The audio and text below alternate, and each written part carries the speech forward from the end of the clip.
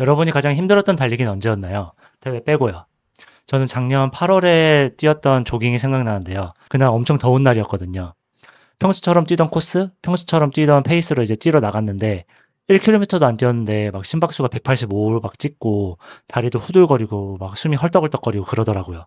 너무 힘들었어요. 그날이 가을 대회에서 PB 찍어보겠다고 처음으로 이제 본격적인 훈련을 시작한 날이었는데 와, 이게 너무 힘들어서 제대로 뛰질 못하니까 나 이게 훈련 접어야 되나? 그런 생각도까지 들었어요. 그런데 막상 가을 대회를 마치고 대회 결과들을 보고 나니까 여름에 묵묵히 달렸던 그런 사람들이 뭔가 무기들을 하나씩 갖게 된 것 같았어요. 그래서 오늘은 여름 달리기가 가을 PB 준비를 위해서 왜 중요한지에 대해서 설명해 드릴게요. 여름 러닝이 힘들지만 꼭 필요한 이유, 여름 러닝이 가을 대회에 미치는 영향, 그리고 여름 러닝을 똑똑하게 뛰어야 되는 이유, 이 세 가지를 데이터를 기반으로 한번 말씀드려 볼게요. 그럼 가장 먼저 여름 달리기가 힘들지만 꼭 해야 하는 이유에 대해서 말씀드릴게요. 무더운 여름에 운동을 하게 되면 우리 몸에는 두 가지 일이 일어나요. 첫째, 근육에 산소를 보내는 일. 둘째, 피부에 열을 보내서 체온을 낮추는 일. 그런데 여기서 문제는 피의 양은 한정돼 있다는 거예요. 갈 곳은 두 군데인데 피가 한정돼 있다 보니까 심박수가 빨라지는 거예요. 그래서 여름에 똑같은 페이스로 뛰더라도 심박수가 더 높게 나오는 거예요. 그런데 이게 좀 억울해서 제가 좀 더 찾아봤거든요. 그랬더니 논문을 살펴보니까 우리 몸이 이러한 일을 몇 주간 겪게 되면은 아예 다른 선택을 한다고 하더라고요. 여기서 피를 산소를 배달하는 트럭이라고 비유하면 좀 더 이해가 쉬워지는데요. 갈 곳은 두 군데인데 배달할 트럭이 부족한 상황인 거잖아요. 이러한 상황을 몇 주간 겪게 되면 우리 몸은 어떤 일을 하게 될까요? 아예 트럭을 더 뽑아버립니다. 실제로 무더운 환경에서 몇 주간 훈련한 러너들을 살펴보면 그러니까 이 트럭의 양, 혈장이 늘어나 있더라고요. 갈 곳은 두 군데인데 트럭이 부족하니까 아예 트럭을 더 뽑아버린 거예요.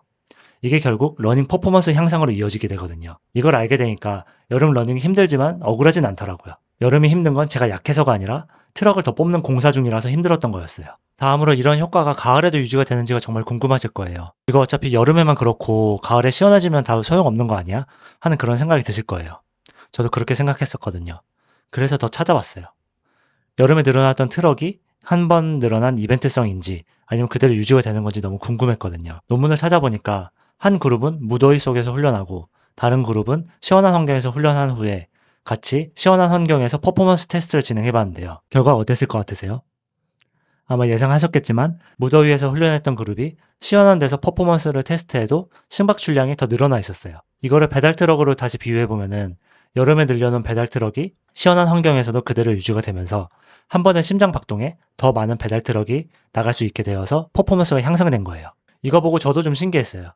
여름에 늘려놓은 배달 트럭이 11월에도 유지가 된다는 거였거든요. 오히려 열을 식히는데 배달 트럭을 쓸 일이 없으니까 산소를 더 근육으로 많이 보낼 수 있게 된 거예요. 그러면 이게 가을 대회에 어떤 영향을 미치느냐?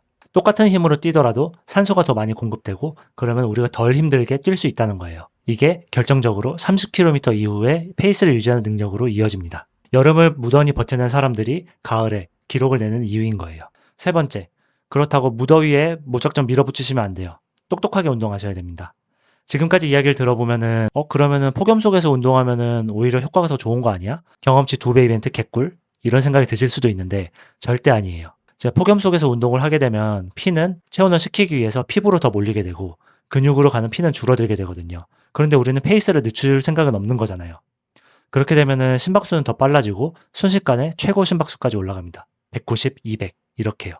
이렇게 올라간 심박수가 운동이 더 잘 되고 있다는 신호는 아니에요. 오히려 몸이 쉬어져야 된다는 그런 신호인 거예요. 앞서 말씀드린 이런 열 적응은 몇 주면 충분해요. 오히려 무더위 속에서 강행한다고 트럭이 늘어나는 속도가 빨라지거나 트럭의 양이 훨씬 더 늘어나거나 하는 건 아니에요. 오히려 탈수나 열 탈진의 위험성만 높아질 뿐입니다. 여러분은 똑똑하게 그런 무더위에 적응하는 몇 주 동안의 기간만 버텨내시면 되는 겁니다. 저는 이걸 알고 나서부터 오히려 낮에 무리하게 뛸 필요가 없더라고요.